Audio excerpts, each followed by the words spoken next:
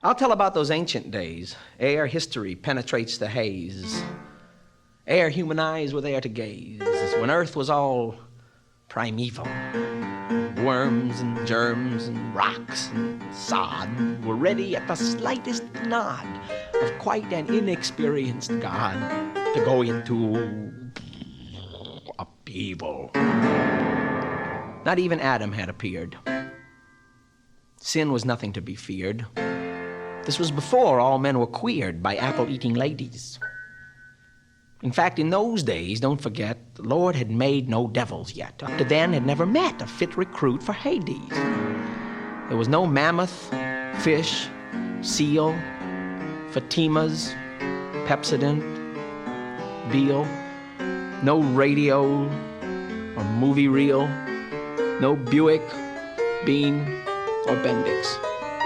No pterodactyl, fudge, or Lux. No Sal Hepatica or ducks. No Nazis or communists or clucks. No man and no appendix.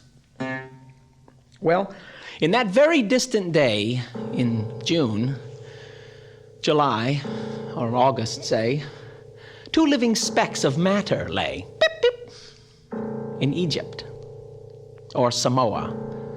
Two earless, eyeless, chinless specks, beep, beep, with neither craniums nor necks, nor any sign of soul or sex. In short, two protozoa. Beep, beep. Now, organisms of this kind are rather flimsily designed, with neither skin nor bones to bind the parts to one another. So when the larger of these two went rolling into pastures new, she knocked her plasm all askew, enveloping her brother. Well, never mollusk, worm, or slug, or animalculus, or bug had hitherto that enjoyed a hug. God wasn't sentimental. He planned no species to reveal the slightest hint of sex appeal.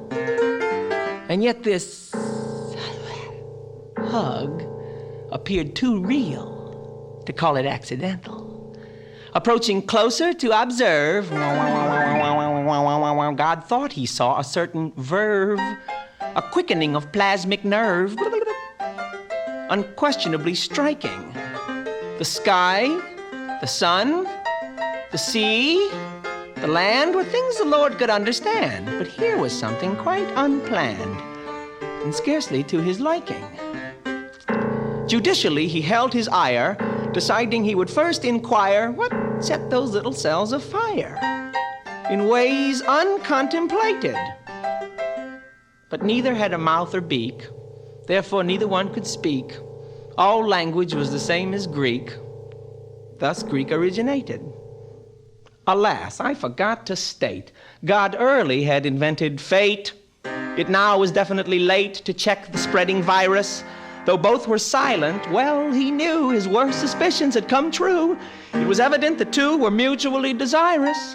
To be explicit and exact, from that day on the cards were stacked. The germ of love became a fact, embedded in their plasm. With lightning flash and thunder roll, an angry God demanded toll.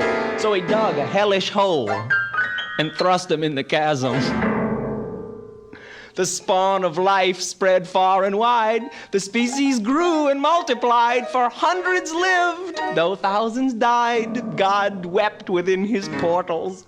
Came alligators and birds and dogs and elephants and flies and frogs and beetles and barnacles and hogs and anthropoids and mortals. And ever since that fateful day when beep, beep, protozoa found a way to multiply our earthly clay, they handed us a rebus.